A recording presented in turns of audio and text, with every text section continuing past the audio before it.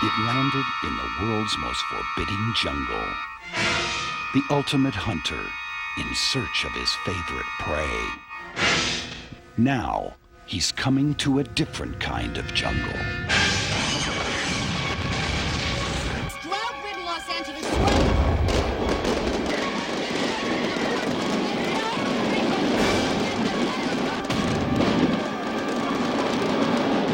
Cut! Oh, is he here? This is their first time I heard about it. The Predator is in LA. Well, that should be interesting with people that we have around here.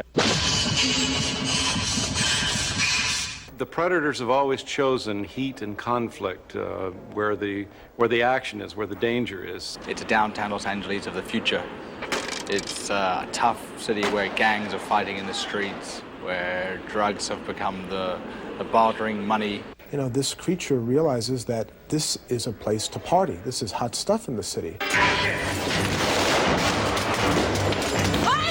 You okay? Man, let's get the rest of them. We can't. Just got orders from Chief Heineman. He says secure perimeter, surround building, and wait. Wait for what? Right now, we're trying to kill all the Colombians to get into their headquarters and see what's going on. Once we arrive there, we see all these like really icky, disgusting, like people dead with, you know, everything like the worst. But we don't know it's the Predator who did it. You don't know what you're dealing with.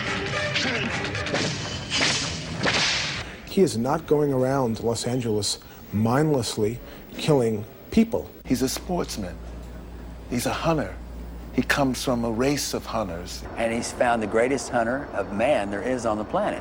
And that's in the form of the policeman that Danny Glover plays. And he goes to hunt him. 3, 2, 1, Certainly what attracted me to the role was the idea of fighting this mythical, otherworldly being. He got tired of the rumble that he had in the jungle. And so I guess in L.A. he did stumble. I think he'd come here for the girls. Erica was out with him just the other day in L.A. Visually, the movie is one of these films that is going to really pull the audience in and make them feel like they're just behind us. It's not a comic book world, it's a very real world. It's a mystery, it's a science fiction story, it's an action movie, and I think everyone will be surprised.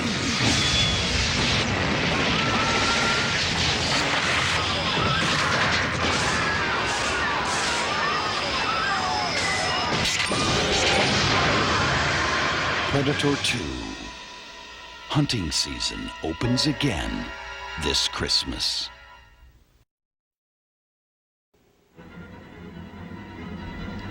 Los Angeles, 1997. Record heat, choking pollution, rampant crime.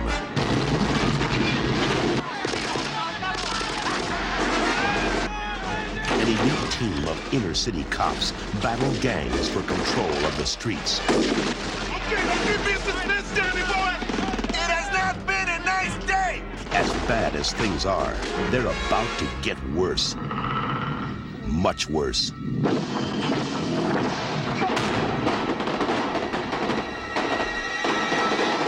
In the 20th Century Fox production, Predator 2.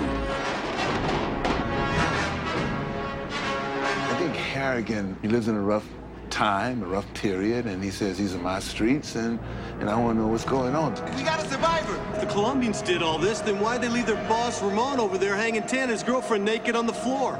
Wasn't the Colombians. Our friend from the armory. Right. We got a new player in town. The Predator is attracted to this kind of atmosphere of violence and heat. He's a hunter. He comes from a race of hunters. Harrigan's first assumption is that this is something that got him loose from the military. This is what took him up to the rafters. There's almost no weight. But it cuts like steel. The character's a bit more dangerous than anything I've done. It gave me a chance to be a little bit more athletic and nicer.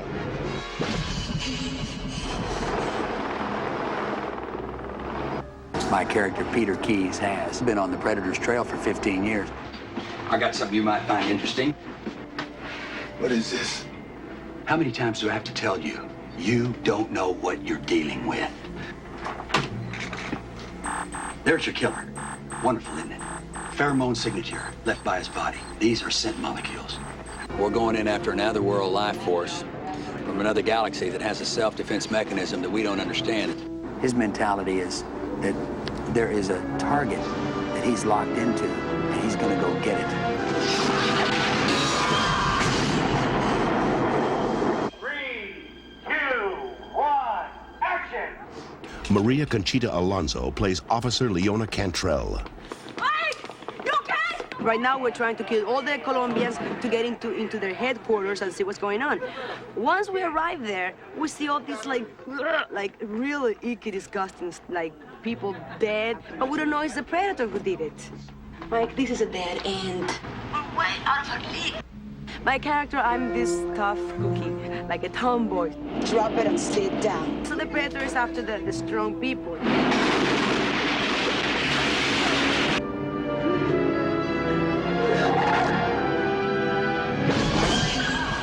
I'm Rubén Blades, and I'm playing Danny Archuleta. I want a name on this joker. You got it. The Predator is also observing the action. He's just watching people committing acts of violence. And I think then that he will determine whose life it's going to take, just at random. Whoever did this took out 4 men armed with machine guns by hand. The Predator kills out of a sporting desire.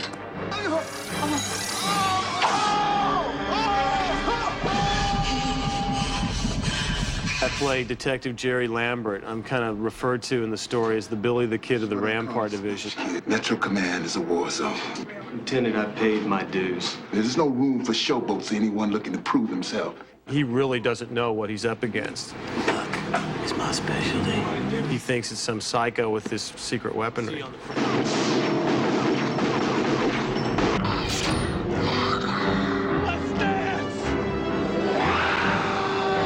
Stephen Hopkins, director of Nightmare on Elm Street 5, brings a unique visual style to Predator 2. Do you have all of a sudden he goes, "Huh!" You can see it coming, huh? It's a different story, a different type of movie. It's not just a horror movie, it's a detective story, it's a mystery, it's a science fiction story, it's an action movie, and it crosses over into a lot of different genres. Disarm him to camera, i.e. that camera. The colors are extraordinary. It's very muted, it's very hot, it's very dusty, but it's not trying to look glamorous, the film. There you go. I think everyone will be surprised by every twist and turn that this film takes.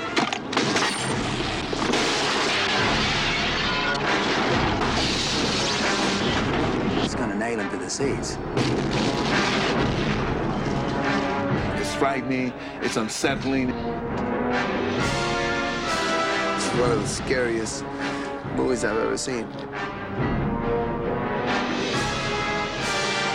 There are a lot of surprises. You're invited over, you're gonna have a ball.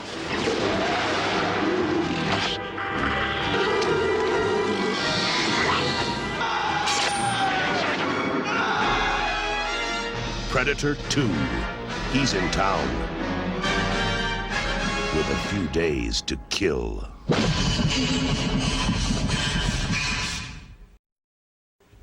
He has thermal image vision, optic prism body armor, laser-guided smart weapons.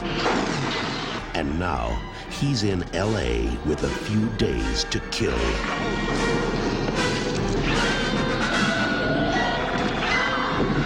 Predator 2, creating the ultimate hunter.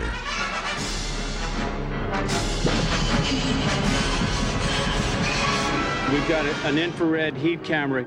Basically what we're doing here is we are the Predator's eyeball. The Predator's not around, but we've got his eyeball right here, and that's how the Predator sees. He sees infrared heat. This Predator is a real nasty creature, and he's sitting up here on the roof of this building looking down on these people. This is the thermographic camera that we just saw on the roof. What we do with this imagery, we process it, we colorize it, and we put it back to film to show you the Predator's point of view.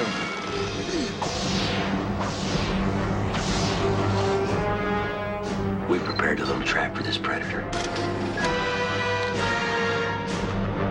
The predator is attracted to this kind of atmosphere of violence and heat.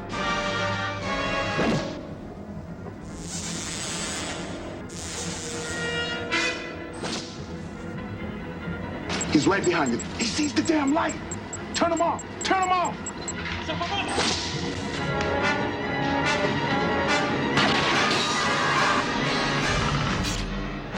One of the fantasies we had is what would this camouflage effect look like? What would the predator look like in an urban environment like the city? So why can't we see him? Defensive adaptations are astounding. It's somehow able to bend light. The perfect camouflage. Quiet, everybody. Real quiet, please. It's a spaceship housing our predator, a very functional, smart, strong alien craft, very much like the predator itself, mimicking its, movements and camouflage.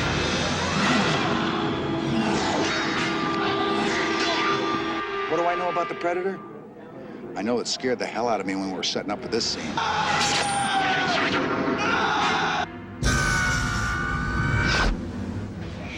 This particular mask that the predator wears is part of his armament, part of his weaponry.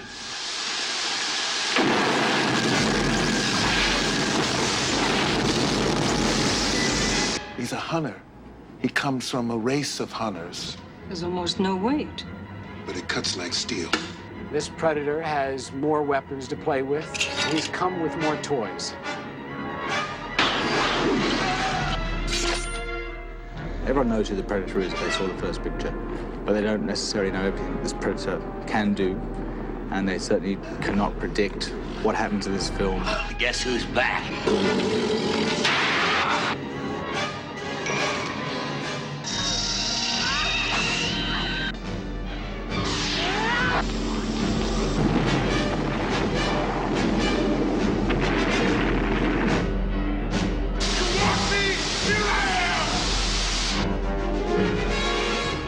Predator 2. The Ultimate Hunter is back.